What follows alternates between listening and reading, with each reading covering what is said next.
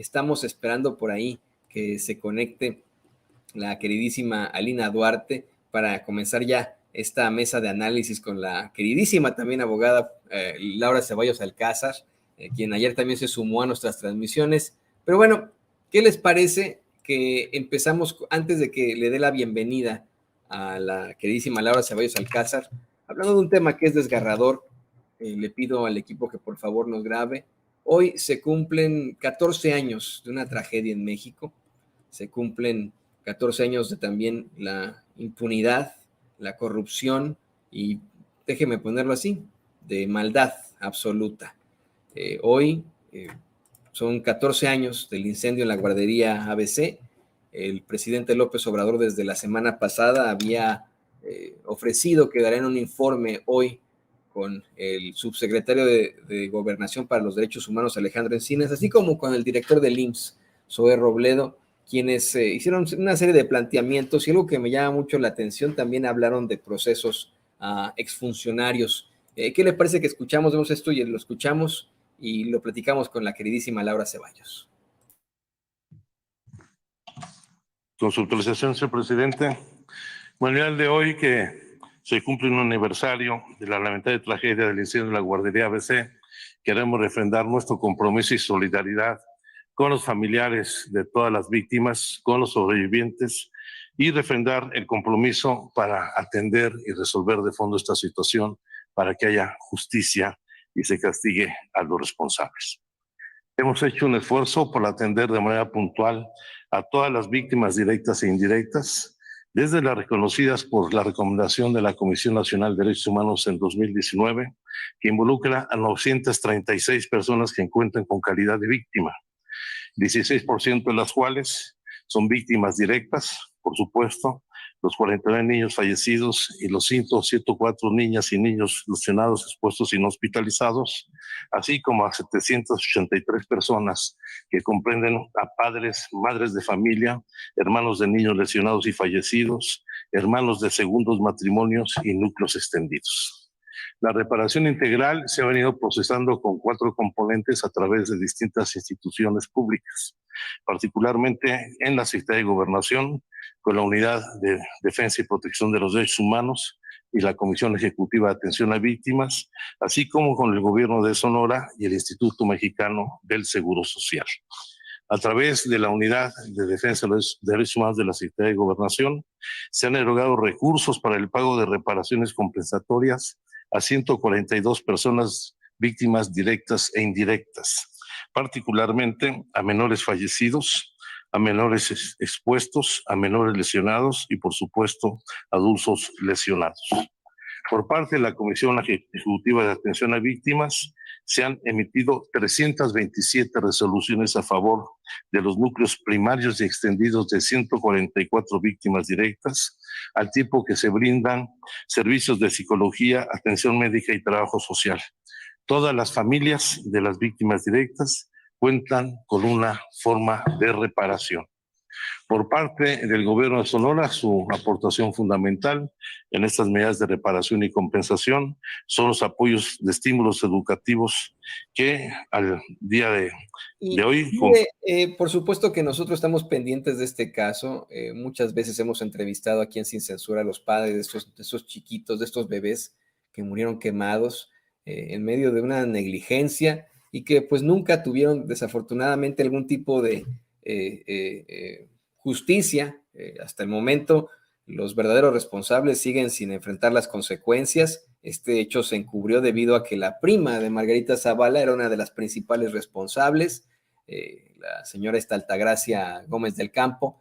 Una situación verdaderamente lamentable. No permitieron que los niños llegaran a hospitales acá a los Estados Unidos para mantener el caso como de bajo perfil. Esto lo denuncia el mismo ministro Arturo Saldívar y usted lo sabe perfectamente, un proyecto para que los verdaderos responsables enfrentaran las consecuencias no prosperó en la Suprema Corte de Justicia ante el acoso del secretario de Gobernación de Felipe Calderón y de cómo pues tenía Calderón a todos en la bolsa en ese entonces. Y bueno, sé que es una noticia triste, pero con esto y con la indignación, saludo con mucho gusto y le pido al equipo que nos grabe a mis dos compañeras, a la queridísima Laura Ceballos Alcázar y a la queridísima Alina Duarte, aquí en Sin Censura. Laura, ¿cómo estás? Bienvenida. Bien, querido Toñito, Alina, comadre, te mandan saludos mis compañeros, mis amigos de ahí de las redes también, siempre dicen, salúdame a la gran Alina Duarte, así que no hago sino ser la vocera de estos saludos, porque también de este lado de las redes eres la reina de Xochimilco. A Alina también saludamos con mucho gusto y es el único título nobiliario que yo respeto, exactamente. ¿Y en cuál estoy? Es el único título que estoy dispuesta a pelear. Ya lo hice con Vicente la vez pasada, me lo quiso quitar y dije, no, ya me coronaste como reina, ahora no me la quitas. Pero bueno, feliz de empezar la semana aquí con ustedes, con mi comadrita, gracias Laura, y también pues saluda a esa gente, ¿no? Que se toma la molestia de escucharnos, de seguirnos, de respaldarnos y además de mandarnos saludos. Así que un gustazo, Toñito, Laura, estar aquí como todos los lunes. Pues vamos a darle a la información y al caso, ¿no? Vamos a hablar de estos 14 años de la tragedia en la guardería ABC, creo que es muy, muy importante. En la línea de cómo va, ¿no? Desde la semana pasada hice el comparativo con dos tragedias para dos países. En primer lugar, pusimos lo que ocurre el 11 de septiembre de 1973, durante el golpe de Estado que encabeza el sanguinario dictador Augusto Pinochet. Ocurre una serie de violaciones a los derechos fundamentales de los chilenos. Es uno de los hechos más cruentos en la historia del mundo.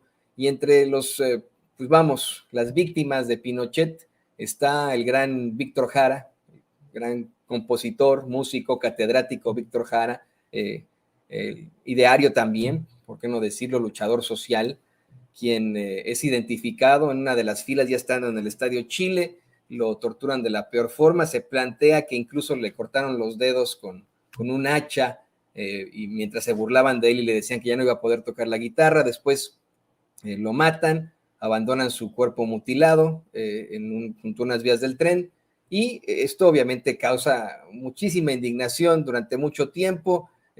Pinochet nunca enfrentó las consecuencias, afortunadamente sí fue detenido en Reino Unido, pero nunca pisó la cárcel, se murió en libertad. Pinochet, muchos de los responsables continúan en libertad en estos momentos ahí en Chile o acá en Estados Unidos, donde fue que se vinieron a refugiar, una situación verdaderamente lamentable, y tal vez buscando reparar el daño, el gobierno chileno decidió cambiarle el nombre al Estadio Chile al Estadio Víctor Jara, ¿no? Por ejemplo. Y hay mausoleos y monumentos a Víctor Jara, pero hace algunos meses se presentó de la forma más desafortunada actos de vandalismo en la tumba de Víctor Jara, en algo que es para mí, incomprensible, ¿no? Un hombre que fue torturado a muerte, y que después su imagen, su memoria intenta ser mancillada. Yo siento mucho hacer este comparativo, pero me parece que es muy parecida a la propia tragedia que enfrentamos nosotros los mexicanos durante el sexenio de Felipe Calderón, un sexenio plagado por el genocidio, por la muerte de muchísimas personas, por crímenes de guerra, por desapariciones, como precisamente en Chile durante todo ese periodo, y en el que hubo una serie de negligencias. El caso de la guardería ABC es uno de estos que se vinculan, por supuesto, a las estancias infantiles que se otorgaban en medio de los chanchullos y de la corrupción, y que provocaron la muerte de casi 50 niñitos quemados. No obstante de lo que han tenido que enfrentar los padres durante estos 14 años, hace una semana y un día, desafortunadamente, un grupo de fascistas fueron hasta las afueras de la corte para no solo golpear a adultos de la tercera edad, sino para mancillar y tirar el monumento, el memorial que crearon para los niños muertos en este incidente tan lamentable. De inmediato me vino a la mente la memoria de Víctor Jara, y cómo es que actúan así los conservadores, los fascistas, cómo es que ni siquiera eso permiten en cuanto al progreso de la humanidad, ¿no? Es siempre la violencia, el mancillar, el destruir, cuando del otro lado lo único que buscamos es el sacar adelante esta humanidad. Y bueno, pues por supuesto que es importantísimo conocer ¿Cuál es tu comentario en cuanto a todo esto, querida Laura? Y ya te escuchamos a Alina, que sé que también está muy compenetrada con todo esto. Pues, Toño, en temas de justicia social, la verdad es que México, a pesar de que este sexenio no haya provocado ninguna de estas catástrofes, para los organismos de derechos humanos de Latinoamérica, la Comisión Interamericana, es culpable de graves y muchas violaciones a los derechos humanos. Esta es una tragedia que no sé si ya he platicado, pero yo, además de ser abogada, soy maestra y en algún momento, trabajando en un colegio, la contadora me dijo, ay, Laurita, está la oportunidad de que saques tu permiso de Sedesol para que tengas tu guardería. Le dije, oye, Rosy, pues con todo respeto, ¿cómo? O sea, soy maestra, sí, doy preescolar y todo lo que tú, yo no soy educadora, no soy puericulturista. Y me dijo, no importa, ellos te dan la lana por cada niñito y pues tú ahí de las escuelas esas de puericultura te mandas a traer a las practicantes y al fin no les pagas nada. Así se hacían los negocios. Y ahora sí que te lo puedo asegurar con la mano en la acta de nacimiento de mi hijo. Eso fue aproximadamente en 2000, que sería como 7, 8. Así se sacaban los permisos para que vía la Sedesol o el DIF te dieran la oportunidad de que cualquier chango, en cualquier casucha, sin ninguna regulación, pusiera una guardería. Y podían tener 40 bebés desde 40 días de nacidos y una sola puericulturista, que son las muchachas que están estudiando para atender a bebés en guarderías, que a lo mejor tenían un semestre de estar estudiando. Había chicas a las que yo conocí que trabajaron conmigo que decían, agarrábamos 4 mamilas, ¿cómo le hacían? Quién sabe, pero agarraban 4 mamilas con las manos y amamantaban a 4 bebés al mismo tiempo, con el riesgo de que uno se les hubiera ahogado. Historias cruentas de esas tengo muchas, Toño. La facilidad con que la subrogación le llegó como beneficio a mucha gente amiga de influyentes, familiares de influyentes, es la causa principal de esta catástrofe que hoy por hoy es una ignominia. Pero cuando vemos que hay gente tan malnacida que es capaz de destruir un memorial y de agarrar las cruces y aventarlas con desdén al prado, te puedo asegurar que ese mismo domingo habían ido a misa tempranito a santiguarse, a sacarse los demonios, para después ir a hacer esto. Este memorial nos recuerda ese periodo en donde todo se podía conseguir si eras amigo de. ¿Por qué? Pues vimos que un espurio consiguió una presidencia por ser amigo de el expresidente, el que estaba saliente, pero también amigo de algunas personas poderosas que prefirieron tener a un borracho en la presidencia, al cual utilizar como bisagra para conseguir sus fines de corrupción, que irse por el lado de la legalidad. Entonces, hay que recordar que en este memorial sí van esos 49 bebés, pero también hay 106 personas más que resultaron, entre ellas 2 adultos, bebés chiquitos que resultaron con quemaduras que le dejaron lesiones de por vida, no solo físicas, sino a nivel sistémico. Sus cuerpos recibieron daños terribles. Y cuando vemos que han pasado 14 años y los de la corte se han hecho estúpidos y no han pronunciado nada que involucre directamente a la beneficiaria de esos cientos de miles de pesos que se embolsó la señora prima de Margarita Zavala Gómez del Campo, es en donde te pega verdaderamente. Pues sí, dijeron la sentencia en contra de un par de personas que eran accesorias, pero los principales ahí están, y vemos todavía cómo la familia de esta señora puede pertenecer a la casta divina del PAN como legisladores con un fuero que les permite ser intocables y continuar con este tipo de impunidad de la que nos tenemos que deshacer ya.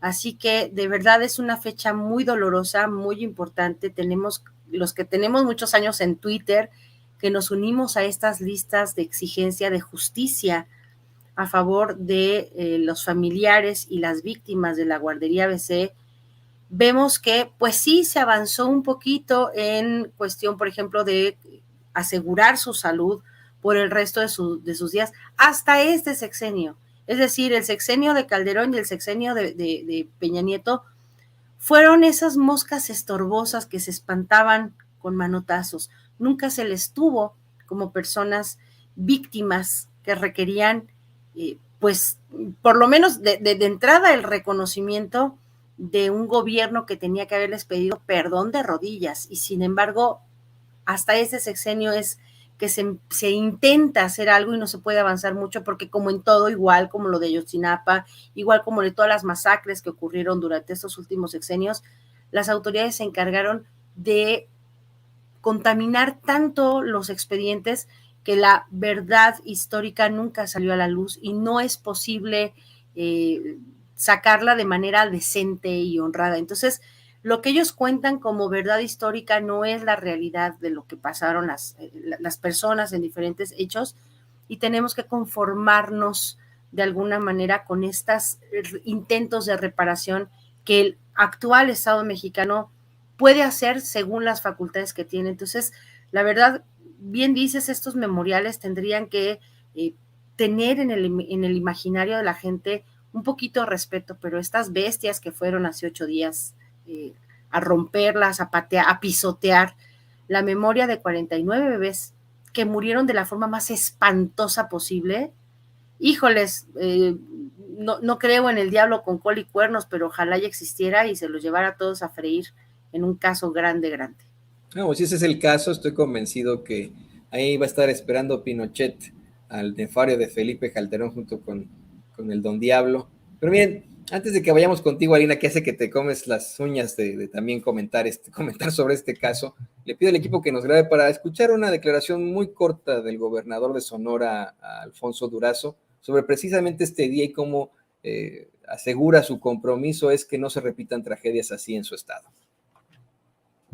Hoy se cumplen 14 años de la tragedia de la guardería ABC. Tragedia que indignó al país entero. En ella perdieron la vida 49 niñas y niños y decenas más resultaron heridos. Refrendo el compromiso que tenemos con la memoria de esas víctimas, que día con día nos recuerdan que la corrupción mata. En esta fecha tan dolorosa para las y los sonorenses, como ciudadano, como padre, como abuelo, no puedo más que ofrecer mi empatía, mi solidaridad y mi compromiso total con las madres, padres y sobrevivientes afectados por este deplorable suceso. Como gobernador me corresponde actuar para que el grito de nunca más sea una realidad más que un anhelo. A las niñas y los niños sonorenses víctimas de esta tragedia, ahora adolescentes, les digo que seguiré trabajando para que vivan en condiciones de dignidad. Mi responsabilidad, obligación y compromiso para con las y los sonorenses es garantizar el cabal cumplimiento de la Ley 5 de junio, porque no podemos permitir que una tragedia de esta naturaleza y dimensión, a causa de la negligencia y corrupción de décadas, se repita en nuestro estado.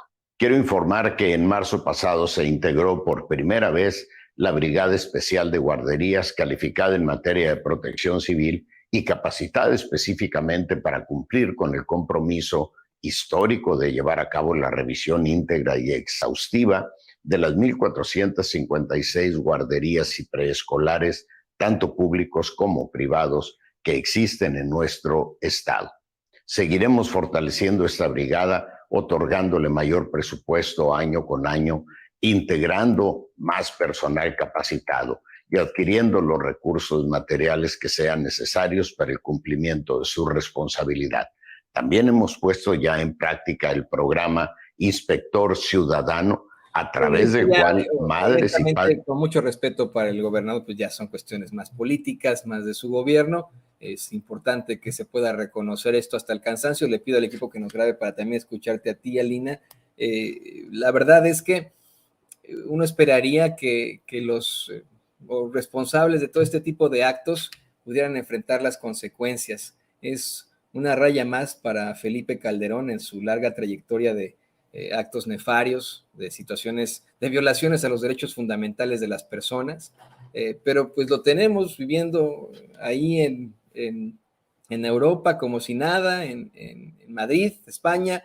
Su esposa sigue siendo diputada, no dudes tú, no dudes tú, Alina, la querida Laura y el querido público consentidor, de que en algún momento obtenga otro cargo de representación popular. La prima, quién sabe dónde ande. Uno de los principales responsables se murió en medio del proceso, ¿no? O sea, no en esto que ocurrió.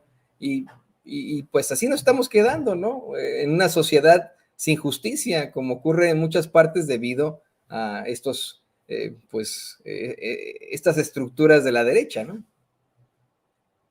Totalmente de acuerdo, querido Toño. Bueno, lo que estamos viendo ahora con lo de la guardería ABC, ya han pasado bastantes años desde que ocurrió esto y seguimos viendo pues varias cosas, ¿no? Uno, que personajes como Felipe Calderón, como Margarita Zavala, no solo no han pagado ante estos crímenes junto con toda su familia, sino que además viven impunes, queriendo seguir parte del actuar político, y esta es una de las tantas tragedias que se vivieron durante su sexenio y que prefirieron ocultar junto con los medios de comunicación que estaban directamente a su servicio y que trataron de minimizar esto en múltiples ocasiones, o tratando incluso de estigmatizar la lucha de los padres de los 49 bebés que fallecieron por, hay que decirlo abiertamente, un crimen de Estado, ya 14 años que ocurrió esto. Pero también hay que decirlo, que estas imágenes, Toño, que ponían de hace unos días haciendo recuento de los daños, esto que ocurrió en la Suprema Corte, a las afueras de la Suprema Corte de Justicia, en donde atacaron el memorial de los 49, ¿no?, bebés que fueron asesinados en este incendio. No es casualidad que ese monumento estuviera a las afueras justamente de una Suprema Corte de Justicia que en ese momento y a lo largo de los años ha enjuiciado, sí, a 22 de las personas que estuvieron inculpados, pero exoneró a 12 de ellas y ratificó responsabilidad penal a 10. Sin embargo, ninguno ha ido a la cárcel, ¿no? Eso hay que tenerlo muy claro. Uno de ellos, tengo entendido, se intentó dar a la fuga mientras estaba el juicio y es por ello que lo detienen en Guadalajara, pero más allá de esto, realmente no ha ocurrido un acto de justicia, no ha ocurrido pues un avance en la reparación de los daños, y ese es el malestar, pues, que muchas familias, no solo los de la guardería ABC, los de los niños asesinados, sino de las familias que durante el sexenio de Felipe Calderón vieron perder a un familiar, desaparecer, ¿no?, a algunos de sus integrantes, es decir, a miles y millones de familias que han sufrido estos sexenios. Pues definitivamente hay obstáculos todavía, ¿no? Y entonces nos recuerda justamente a eso que ha pasado en otros países. Aquí se le llamó la guerra contra el narco, pero en otros momentos también, en mayor o menor medida, también fue esta guerra sucia. Es decir, hay todo un entramado institucional para garantizar la omisión, la no reparación de los daños y además el establecimiento de garantías de no repetición. Entonces, es bastante lamentable que hayan pasado 14 años, que los padres, las madres sigan todavía en esta lucha, en esta búsqueda de justicia, pero bueno, también yo creo que estamos en otro momento en este país en donde ya no son solo las familias digamos, de estas 49 familias, sino también pues hay, y sobre todo pienso en la audiencia, leyendo los comentarios que están haciendo ahorita en el chat, que están también sumándose a esta exigencia, que en algún otro momento pues también se vio omiso, ¿no?, que esto no ocurría dentro de los medios de comunicación. Así que bueno, creo que eso permite generar mucha más fuerza para demandar justicia a las autoridades, incluida esa Suprema Corte de Justicia de la que tanto hemos hablado últimamente. No, y de hecho, ya también cambiando un poco de tema, de hecho le voy a pedir al equipo que nos grabe, se nos meten a veces los bots, se metió un sujeto que pues no se identifica con nombre y con apellido, que trae una imagen de un fondo negro y que se pone una situación ahí que dice malvado, y que asegura pues está la situación terrible en el Estado de México, ya viene el apocalipsis en el Estado de México, es evidentemente un troll, ¿no? Un troll, una persona pagada para que venga a nuestros chats a esto. Yo lo he planteado una y otra vez, queridas compañeras y público consentidor, a menos que alguien sea masoquista, no va a ciertos espacios a sufrir, no va a ciertos espacios a enfrentarse a este tipo de circunstancias. Yo no me metería, por ejemplo, a las redes de Cacasraqui o de Carlos Loret de Mola, es más que evidente. Pero bueno, pues se nos meten por ahí, son meros bots. Y aquí, pues sí cabe la pregunta, ¿qué viene ahora? En efecto, hoy lo mencionó el mismo presidente López Obrador, Morena tendrá ya 22 estados, 22 estados, nada más y nada menos. Mientras que el PAN, me parece, retiene 4, el PRI 2, Movimiento Ciudadano 2, y San Sacamo me parece que el PRD todavía le queda 1. Bueno, no sé, ¿qué sigue ahora, querida Laura Ceballos Alcázar? Híjoles, hoy empieza oficialmente pues lo que podremos empezar a planificar como el inicio de 2024, y lo digo con responsabilidad, no estoy diciendo que ya se tiene carta abierta para que los precandidatos a la presidencia ya se desboquen y empiecen a hacer campaña. No son los tiempos, hay que respetar, para nuestra desgracia o fortuna, gusto o disgusto, las reglas electorales prohíben que en este momento se hagan pues ningún tipo de acto que pueda ser señalado como acto de pre-campaña. Estas empezarán por ahí del mes de septiembre, octubre, y pues hasta entonces tendremos la oportunidad de trabajar como grupo, me parece, como personas que estamos todas en el pensamiento de que 2024 tiene que volver a ser para la ciudadanía, a través de un voto libre, directo, secreto, universal, con todas las garantías, y no repetir estos vicios que vimos, que pues el PRI es el estandarte de la ilegalidad en los 2 estados en los que todavía los gobernadores en activo no metieron la uña ni la mano, sino el codo, el hombro, el pescuezo y todo para ayudarle de alguna manera a su partido a conservarse en el poder.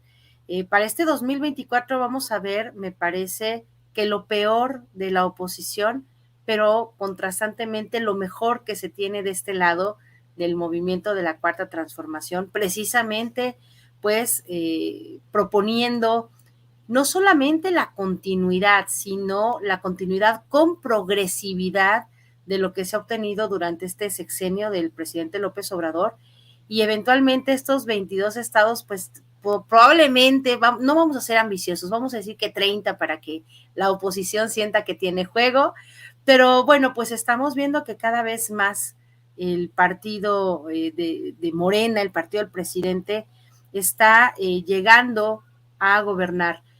No como dice este sujeto que dices tú aquí del chat, ¿no? Que es una desgracia, el apocalipsis.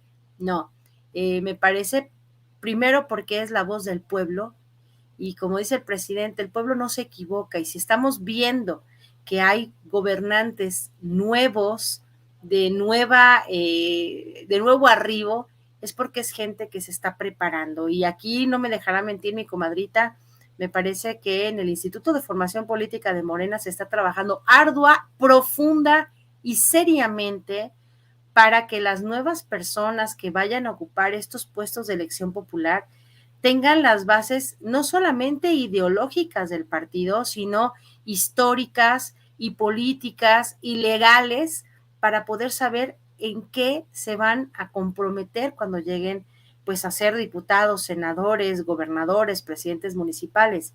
Simplemente porque además lo que está cambiando, Toño, Alina, es la mentalidad de la gente.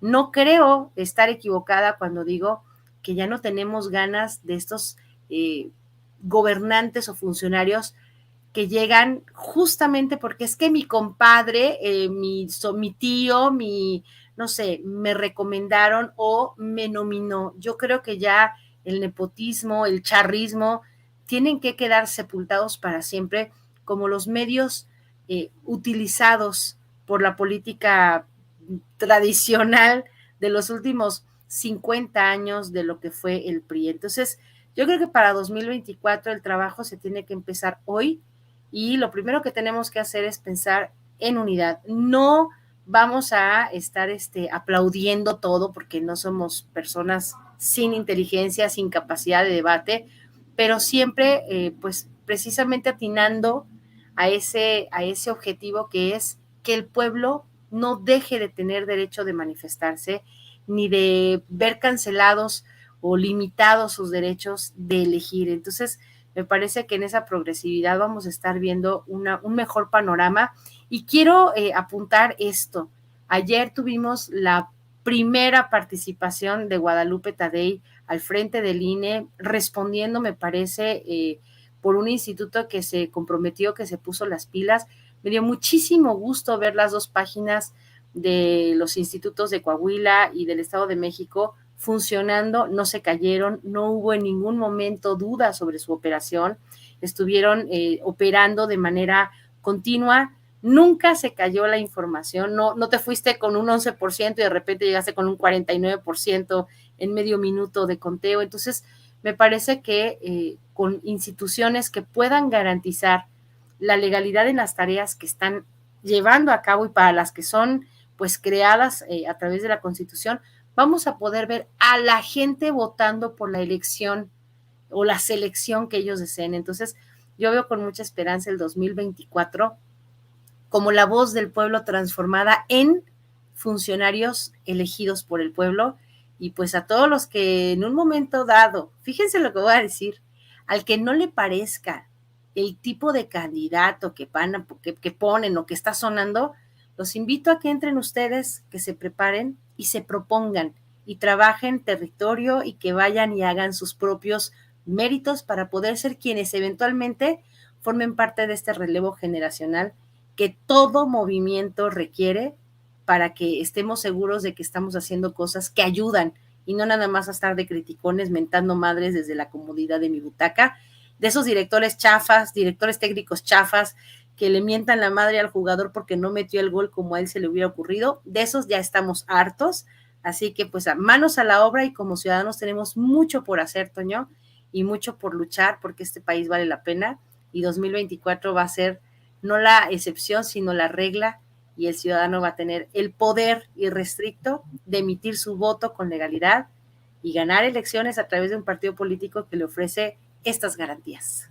Así es, específicamente ahí en el Estado de México, en el que la gente se unió para sacar al PRI de donde está, ahí es donde se tiene que actuar con la mayor fuerza y con la participación ciudadana. Antes de que continuemos con Alina, le quiero hacer un paréntesis. En unos momentos más no tendremos el programa de nuestro queridísimo compañero Jorge Armando Rocha, está obviamente en luto por el fallecimiento de su padre, Ricardo Rocha, el sensible fallecimiento del periodista Ricardo Rocha, pero en lugar del programa, con mucho respeto, estaremos pasando la entrevista que le realizó Vicente Serrano a Delfina Gómez hace solamente algunos meses, una entrevista en la que se habla de la ilusión, de la, la necesidad de un cambio, en el que también se exhibe la sencillez y la cercanía de la maestra, la cercanía que tiene con el pueblo. No se lo vaya a perder, estamos hablando ya de unos 10 minutitos, tendremos esa entrevista aquí en Sin Censura. Y le pido al equipo que nos grabe para también escucharte a ti, Alina.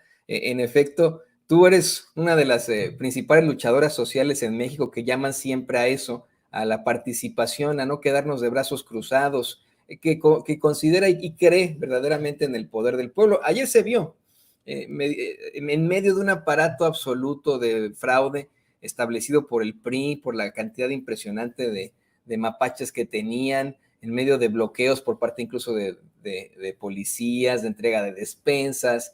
Se hablaba incluso, me comentó mi mamá, es residente en el Estado de México, dice que hasta en Facebook ponían que si alguien votaba por Alejandra del Moral y ponía su voto, podía ir a ciertos supermercados y le iban a hacer un porcentaje, imagínese usted, de descuento en estos supermercados. A pesar de los pesares, el pueblo dijo no, y el pueblo salió a elegir a una candidata que ellos querían sacar de ahí al PRI. Pero esto es solo el comienzo.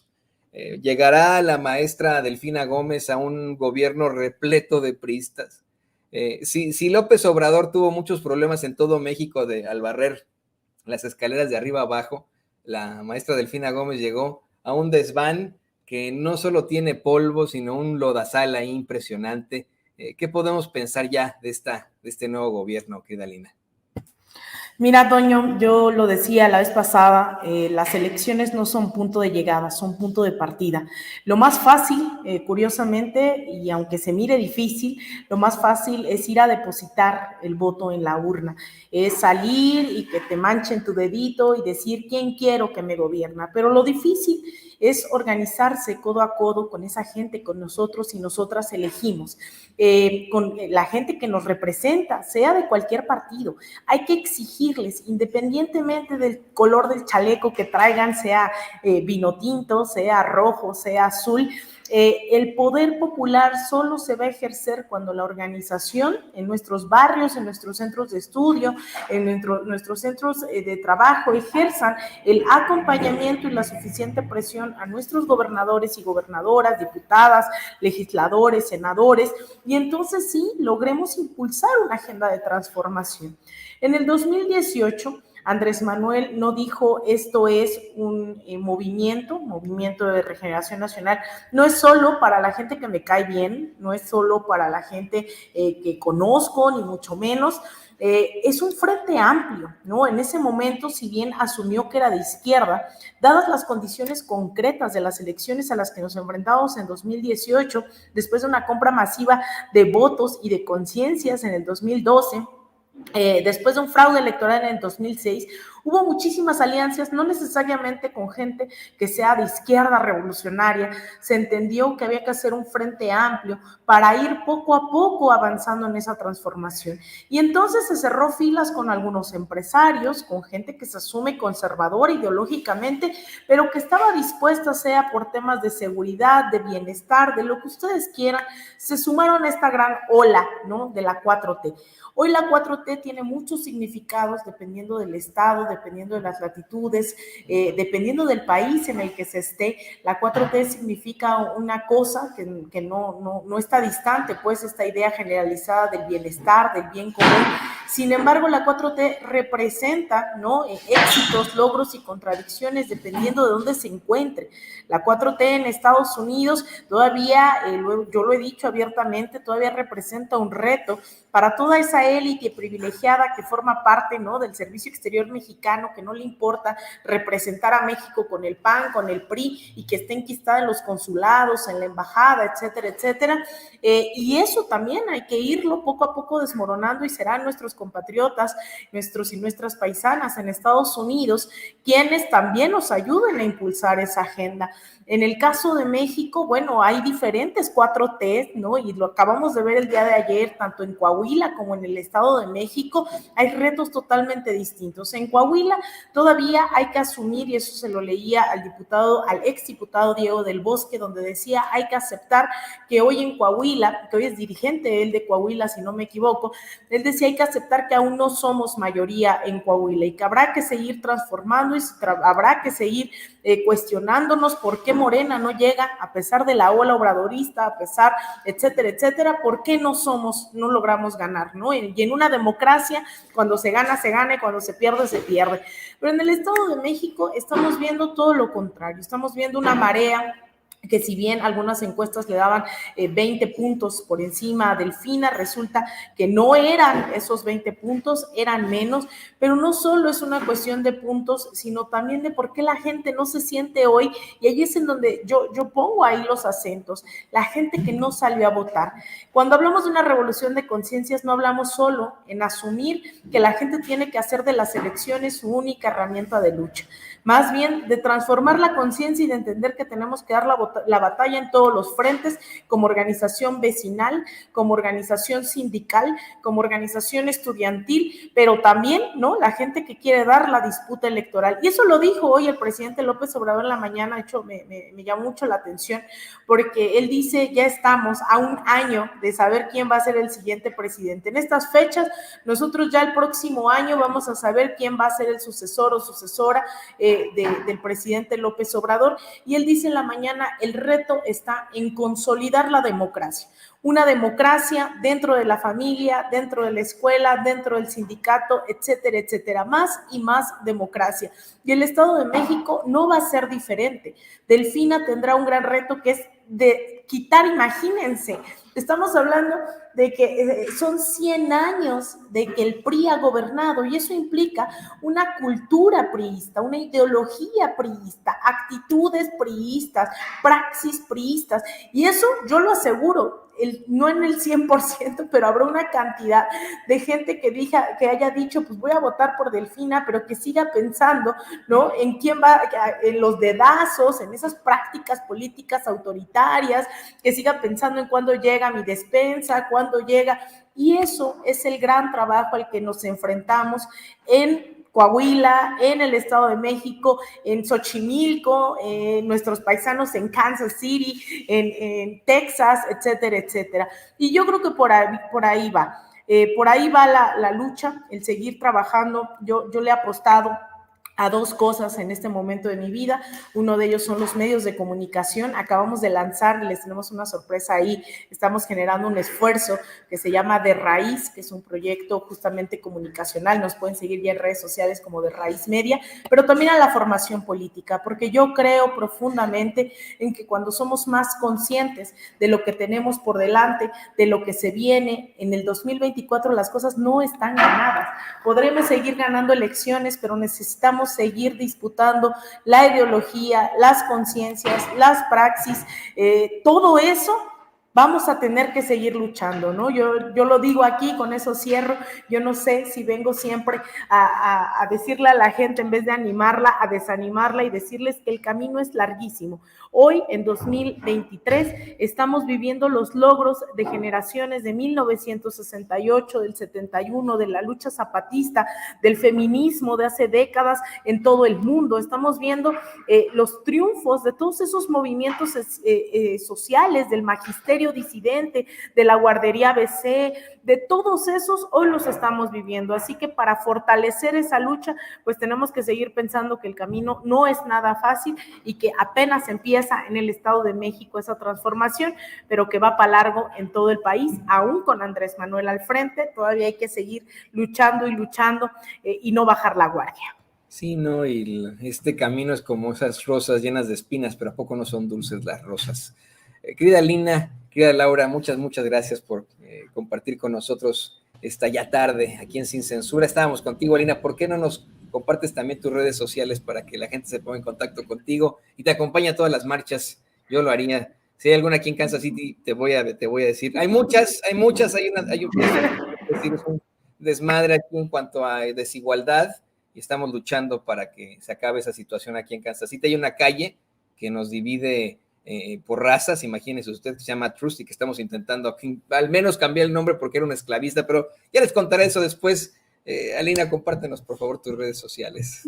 Muchas gracias, querido Toño. Pues a mí ya saben, me pueden seguir en @Alina Duarte-, en Instagram _Alina Duarte, en facebook.com /Alina Duarte Periodista, y ahora también en este lanzamiento que les tenemos estos días, esta semana, así que también nos pueden seguir en De Raíz Media, que es un nuevo esfuerzo por sacar análisis, por sacar justamente estas conclusiones revolucionarias que nos lleven a ese otro México posible. Así que ya saben, también ahí en @De Raíz Media nos pueden seguir y tendremos muchas sorpresas. Y pues agradecerte como siempre, Toño, este espacio, esta charla siempre tan amena, tan cómoda, y contigo, querida comadre Laura, también empezar bien la semana con ustedes aquí, obviamente con la audiencia de Sin Censura, que ya vi que me respaldan en mi reino como reina Xochimilca. Así que bueno, ni una monarquía más, pero yo voy a defender ese título nobiliario. Les mando un abrazo, muy linda semana a toda la audiencia, a todo el equipo de Sin Censura, y pues bueno, aquí seguimos, pa'lante. Y yo contigo voy a defender. El único título nobiliario que defiendo es el del reino de Xochimilco, que encabezas. Querida Laura, también por favor compártenos tus redes sociales para que la gente se ponga en contacto contigo, te busque ahí en Sin Línea MX. Claro que sí, salve Regina. Bueno, pues yo estoy en Sin Línea MX, en las cartas sobre la mesa, También estoy en el Twitter en @CeballosLaura, en Facebook como Laura Ceballos _MX. Y pues bueno, también quiero decirles que estos esfuerzos que hace, por ejemplo, mi comadrita Lina, tienen tanto de profundidad. Pues lejos de desanimarnos, creo, querida Lina, que nos inspiras. Me parece que estos son los proyectos a los que nos tenemos que sumar. Así que de verdad yo creo que hoy día, el que no quiere estudiar es porque no tiene ganas. Ahí están todos los materiales en las redes sociales prácticamente pues gratuitos. Acérquense, vean estos proyectos, súmense, porque de verdad ciudadanía significa serlo 24 horas, 7 días a la semana, 365 días al año, y no nada más el día que te piden tu voto. Muchísimas gracias, Toñito, y nuevamente, ¡salve, Regina! Salve, Regina. Claro que sí, salve, Regina, la queridísima Lina. Ay, me están diciendo que soy esposa de Mario Delgado. No, mi esposo no se llama Mario Delgado. No, están en el chat. No, sí, me están diciendo que soy esposa de Mario Delgado. No, mi respeto a don Mario Delgado, pero no soy su esposa. Están bravos hoy. No se apellida así. No, están bravos hoy, ¿no? Ya dicen que yo soy novio de Vicente y no sé qué, ¿no? Exactamente, ¿no? Vicente y yo llegamos a vivir juntos, pero caramba. Tengo a mi esposa, de la que estoy muy orgulloso, porque ayer publicó un artículo de opinión ahí en el Kansas City Star, precisamente apelando a los derechos. Los compartiré con mucho gusto después. Y queridas compañeras, como bien dijo Alina, qué plática tan amena, qué bien la pasamos. Muchas gracias, les mando un abrazo. Nos vemos muy pronto. Por cierto, señoras y señores, antes de cualquier cosa, mi queridísima Yule Serep, mi eterna crítica, me decía que la canción esta del Matador, de los Fabulosos Cadillacs, a propósito de su presentación en la Ciudad de México, trata sobre Víctor Jara. Bueno, mencionan a Víctor Jara en la canción, pero no trata sobre una especie de revolucionario, pero se menciona a Víctor Jara en la canción. Vamos a una pausa comercial y regresamos de volada.